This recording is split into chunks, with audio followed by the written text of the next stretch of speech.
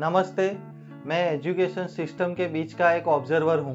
पिछले कुछ सालों से मैं क्लासरूम को देख रहा हूँ। जो आज बात में रख रहा हूँ वो क्लासरूम के अंदर देखी हुई बातें हैं। टीचर और स्टूडेंट के बीच जो होता है उसके ऊपर आज सीधी बात करते हैं। आज मैं टीचर शॉर्टेज की बात नहीं कर रहा।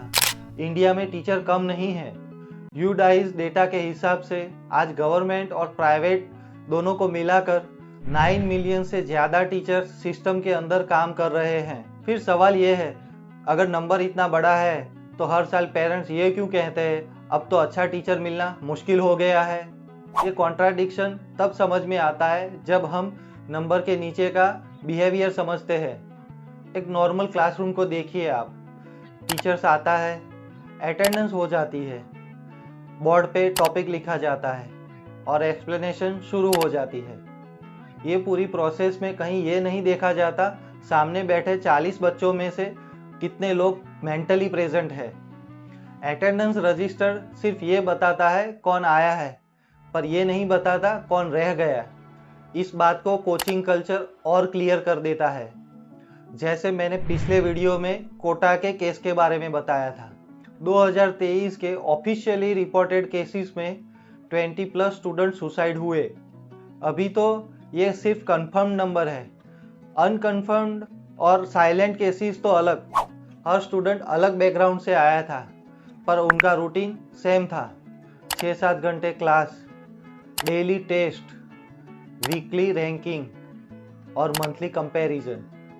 सिस्टम के लिए ये स्ट्रक्चर इफेक्टिव था क्योंकि आउटपुट मेजरेबल था, पर एक चीज़ कंटिन्यूअसली मिसिंग थी, daily human check. Coaching classroom में ये आम सीन होता है। टीचर बोल रहा है, 100 बच्चे सेम डायरेक्शन में देख रहे हैं, किसी का हाथ नहीं उठता। इसका एक ही मतलब होता है, सवाल पूछना अब रिस्क लगने लगा है। रिस्क क्यों? क्योंकि पिछले कुछ सवालों के जवाब प्रिडिक्टेबल होते हैं, ये पहले पढ़ चुके हो। टाइम वेस्ट हो रहा है, टेस्ट के बाद पूछना, ये सब।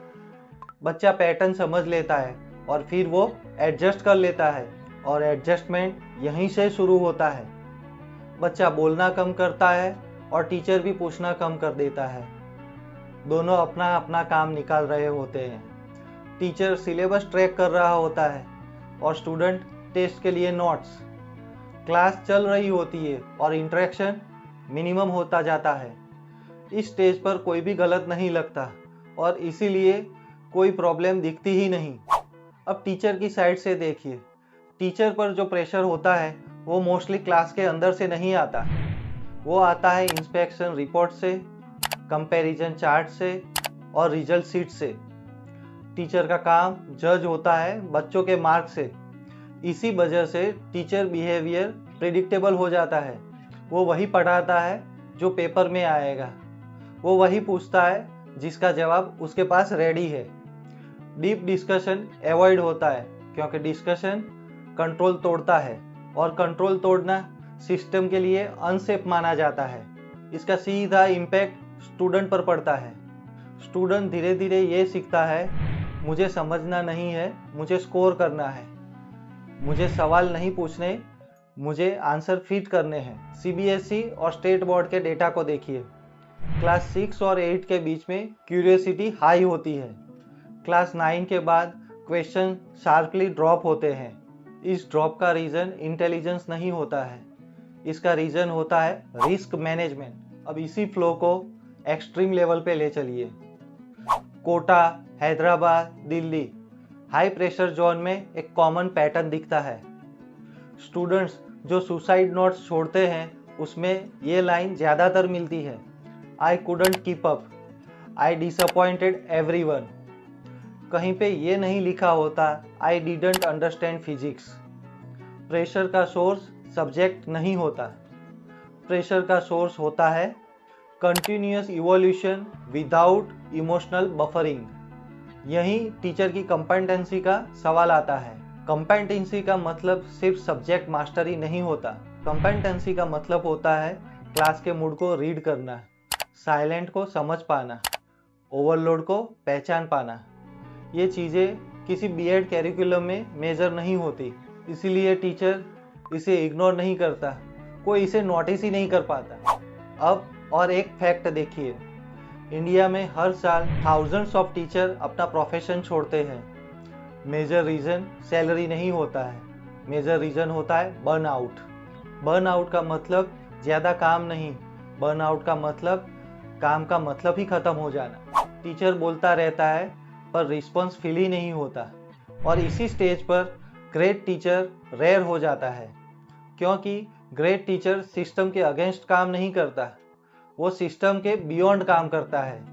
वो क्लास के अंदर ये नोटिस करता है कौन चुप हो गया, कौन सिर्फ लिख रहा है, कौन टाइम पास कर रहा है, और ये नोटिस करना एफर्ट मांगता है, और एफर्ट जो मार्कशीट में रिफ्लेक्ट नहीं करता। इसीलिए सिस्टम एवरेज बिहेवियर को रिवॉर्ड करता है। जो टीचर टाइम पर सिलेबस कंप्लीट करे, कंप्लेन फ्री रहे और प्रिडिक्टेबल रहे, उसके लिए सिस्टम स्मूथ होता है। जो टीचर रुकता है, सवाल पूछता है और पेस तोड़ता है, वो सिस्टम के लिए इनकन्वीनियंट हो जाता है। इस इनकन्वीनियंट स्पेस में रहना इमोशनली बहुत मुश्किल होता है, और इसीलिए ज़्यादातर टीचर धीरे धीरे एडजस्ट कर लेते हैं। वो खराब नहीं बनते, वो सिर्फ सेफ हो जाते हैं। सेफ का मतलब कोई रिस्क नहीं, कोई ग्रोथ नहीं। अब यहाँ से पिक्चर क्लियर हो जाती है। ग्रेट टीचर रेयर इसलिए नहीं है क्योंकि टैलेंट नहीं है, ग्रेट टीचर रेयर इसलिए है क्योंकि रिस्क लेने की जगह कम होती जा रही है। रिस्क लेने का मतलब बोलने देना, कन्फ्यूज़न को टॉलरेट करना, आंसर ना होने पर भी एक्सेप्ट करना, ये सब चीज़ें रिजल्ट ड्रिवन सिस्टम में कॉस्टली होती है। एजुकेशन रिवाइव कब होगी? जब कोई पॉलिसी आए, ज़रूरी नहीं। जब कोई नया ऐप आए, काफ़ी नहीं। एजुकेशन रिवाइव तब होगी जब क्लासरूम में एक छोटा सा शिफ्ट होगा। जब टीचर ये नोटिस करेगा, आज क्लासरूम में पूरा पीरियड एक बच्चा चुप रहा और उसको इग्नोर नहीं किया जाएगा।